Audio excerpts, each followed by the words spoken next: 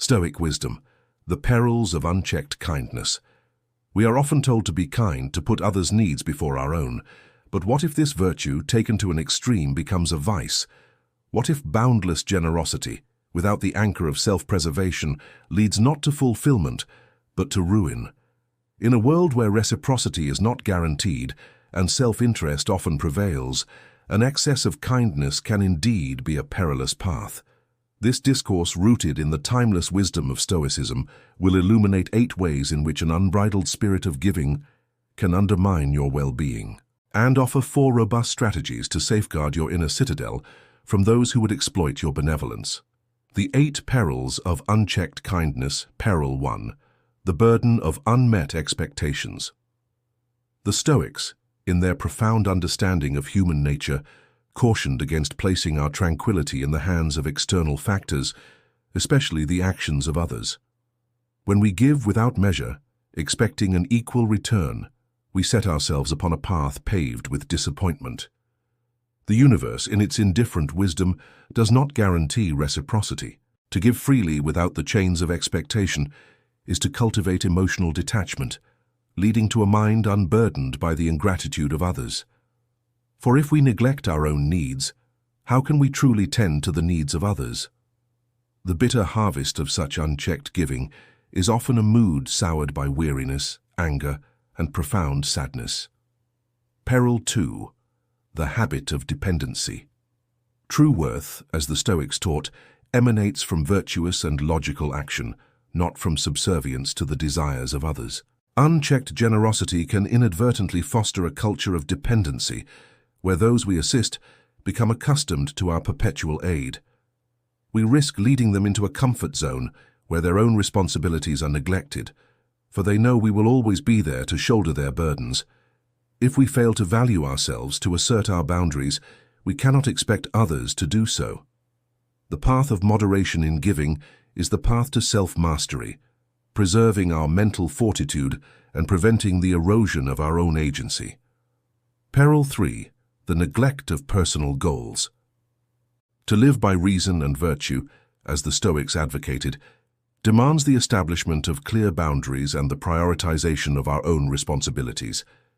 To perpetually place the needs of others before our own is to risk abandoning our identity and well-being. Often this boundless giving is a desperate flight from inner turmoil, a distraction from the pain and fear within. Yet this escape is fleeting, for the confrontation with self is inevitable. The consequence is a deepening of internal disquiet, as our own aspirations wither under the shadow of others' demands. Self-care is not selfishness. It is the bedrock of our capacity to genuinely assist others. One cannot pour from an empty vessel. Peril 4. The perception of weakness. Stoicism champions strength and self-possession. By setting firm limits and practicing rigorous self-discipline, we project an image of unwavering commitment to our own principles, earning respect rather than inviting exploitation. Excessive helpfulness, devoid of boundaries, can lead to being perceived not as benevolent, but as weak. Those who recognize this lack of assertion will readily offload their responsibilities, knowing their requests will not be denied. The simple yet potent word "no" is the key to commanding respect and discerning true allies from opportunists. Without this discernment, our time and energy are squandered on endeavors that yield no true benefit. Peril 5. The company of opportunists. Stoicism underscores the importance of wisdom in choosing our associations. Relationships, like energies, align. If our own vibration is low, depleted by constant, unreciprocated giving, we attract those who are negative, demanding, and parasitic. These are the energy vampires, the opportunists who seek only to take, leaving nothing but emptiness in their wake. Conversely, when our energy is vibrant and self-sustained, we draw to us individuals of like mind, those who are generous, industrious, and joyful. To give indiscriminately is to lower our energetic frequency, making us a beacon for those who would drain us dry, departing without even a word of thanks. Discernment, therefore, is not a luxury, but a necessity for cultivating meaningful connections. Peril 6. The risk of addiction. The Stoics championed self-control as a bulwark against the perils of excess. Unchecked giving, paradoxically, can cultivate a sense of perpetual shortage within us, a void that seeks to be filled. This internal scarcity can manifest as a susceptibility to addiction, a desperate attempt to find solace or fulfillment in external habits. Whether it be an overindulgence in drink, food, or even gambling, these behaviors often stem from an unaddressed internal imbalance. When those who genuinely care for us voice their concerns, our initial instinct may be defensiveness. Yet true wisdom lies in heeding their counsel, for they see what our self-deception obscures. Their observations are not accusations, but guideposts to help us reclaim our path and prevent further descent. Peril 7. The shadow of suspicion.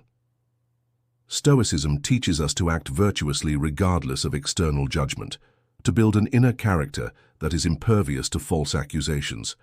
Yet in a world where genuine kindness is a rarity, an excess of it can breed suspicion rather than admiration. People accustomed to self-serving motives may question your intentions, wondering what hidden agenda lies beneath your benevolent facade. This skepticism, while perhaps a reflection of their own cynicism, is a natural human response to an anomaly. Many who offer boundless help often conceal ulterior motives, making caution a prudent response. To navigate this landscape, one must cultivate a reputation for integrity, allowing actions to speak louder than words, and demonstrating that your kindness is a reflection of your character, not a veiled strategy. Peril 8. The erosion of trust. While related to suspicion, the erosion of trust delves deeper into the breakdown of genuine connection. When your kindness is perceived as a weakness, or when it consistently leads to others taking advantage, the foundation of trust in your relationships begins to crumble. People may initially exploit your generosity, but eventually they will cease to respect you. The very individuals you sought to help may come to view you as a means to an end, rather than a valued friend or colleague. This is not a reflection of your inherent worth, but a consequence of failing to establish healthy boundaries. True trust is built on mutual respect and a balanced exchange, not on one-sided giving that fosters dependency and ultimately contempt. To reclaim trust, one must demonstrate self-respect and the courage to say no, thereby re-establishing a foundation of equitable interaction. 4 strategies to safeguard your inner citadel. Strategy 1. Heed the whispers of your inner self. Rooted in the Stoic principle of self-awareness, this strategy calls for an acute attunement to your emotional landscape. The Stoics understood that true wisdom begins with self-knowledge, with an honest appraisal of our feelings and desires. When your acts of kindness leave you feeling depleted, resentful, or exploited, these are not mere inconveniences. They are urgent signals from your inner self, indicating an imbalance. To ignore these internal whispers is to court mental exhaustion. The act of self-care, of prioritizing your own well-being, is not selfish. It is a profound act of kindness towards yourself, enabling you to truly serve others from a place of strength and abundance. If helping others leaves you feeling burdened, it is time to reassess the impact of your generosity on your own health. Strategy 2. Embrace the power of no. Drawing from the Stoic emphasis on self-control and the judicious allocation of our most precious resources, time and energy, this strategy empowers you to assert your boundaries. The word no, often laden with negative connotations, is in fact a declaration of self-respect. When a request threatens to overwhelm you, or when it is inherently unfair, the ability to utter this simple word becomes a shield against the erosion of your personal sovereignty.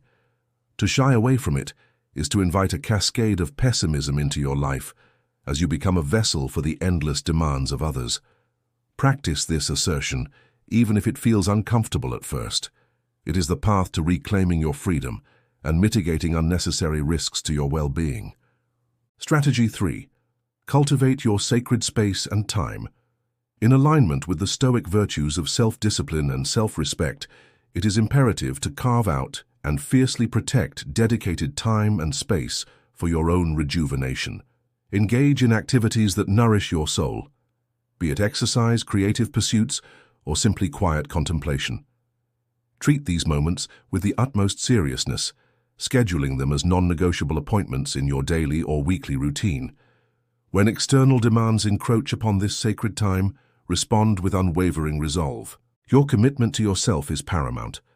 While offering an alternative time for assistance demonstrates goodwill, it must be communicated with clarity and firm boundaries, emphasizing your pre-existing commitments. This practice reinforces your self-worth and prevents the encroachment of external pressures on your inner peace. Strategy 4. Discern and distance from energy vampires. Guided by the Stoic principles of wisdom and discernment, this final strategy calls for a clear-eyed assessment of your relationships. Recognize that some individuals, like emotional parasites, exist solely to drain your vitality without offering anything in return. These energy vampires thrive on complaint, negativity, and a catastrophic worldview. Attempting to help them is a futile exercise, for their problems often serve as their identity, and their complaints are their currency. To engage with them is to invite exhaustion. True self-control in relationships lies in the courage to distance yourself from these draining influences, thereby safeguarding your mental and emotional health. This is not an act of callousness, but a necessary measure of self-preservation, allowing you to direct your energy towards relationships that are genuinely reciprocal and uplifting. In the grand tapestry of life, Stoic wisdom illuminates the path to balance. Generosity, while a noble virtue, finds its true measure in the middle ground. To give too little is to succumb to selfishness. To give excessively is to invite depletion of energy, time, and spirit. Therefore, let us lean into the nuanced shades of grey, finding equilibrium between the needs of others and the imperative of self-preservation. And should doubt arise, let the simple yet profound word "no" be your unwavering guide, a testament to your commitment to a life lived with purpose and inner tranquility.